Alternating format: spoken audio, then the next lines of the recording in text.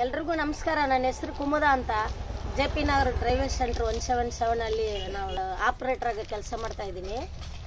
ಅದರಿಂದ ನಾವು ಡ್ರೈವರ್ಸ್ ತೆಗಿಯಕ್ಕೆ ಹೋಗ್ತೀವಿ. ನಮ್ದು 2 ವೆಹಿಕಲ್ ಇದೆ. 2 ವೆಹಿಕಲಲ್ಲಿ ಡ್ರೈವರ್ಸ್ ತೆಗಿಯಕ್ಕೆ ಹೋಗ್ತೀವಿ.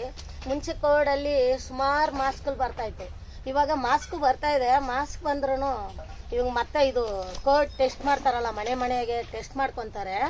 ಟೆಸ್ಟ್ ಮಾಡೋದ್ರಿಂದ ನಮಗೆ ಇದು ಸುಮಾರು ಬರ್ತಾ ಇದೆ. ಇವಾಗ ಇದು ಸುಮಾರು ಬಂದರೆ ನಮಗೆ ಮುಟ್ಟಕ್ಕೆ ಭಯ ಆಗ್ತೈತೆ. ಮಾಸ್ಕ್ ಹಾಕ್ಕೊಂತೀವಿ, ಗ್ಲೌಸ್ ಹಾಕ್ಕೊಂತೀವಿ. ಹಾಕ್ಕೊಂಡ್ರೆ ಕೂಡ ನಮಗೆ ಭಯನೇ. ಬರೀ ಹೆಣ್ಮಕ್ಳು ಕೆಲಸ ಮಾಡೋದು ನಮ್ಮ ವಾರ್ಡಲ್ಲಿ. ಅದರಿಂದ ಹೆಣ್ಮಕ್ಳೆಲ್ಲ ಎದುರ್ತಾರೆ. ಹುಷಾರಿಲ್ದಂಗೂ ಆಗ್ತೈತೆ ಅವ್ರಿಗೆ. ಅದರಿಂದ ನಮ್ಗೆ ಭಯನೂ ಬರ್ತಾಯಿದೆ ಇವಾಗ ಬರ್ತಾ.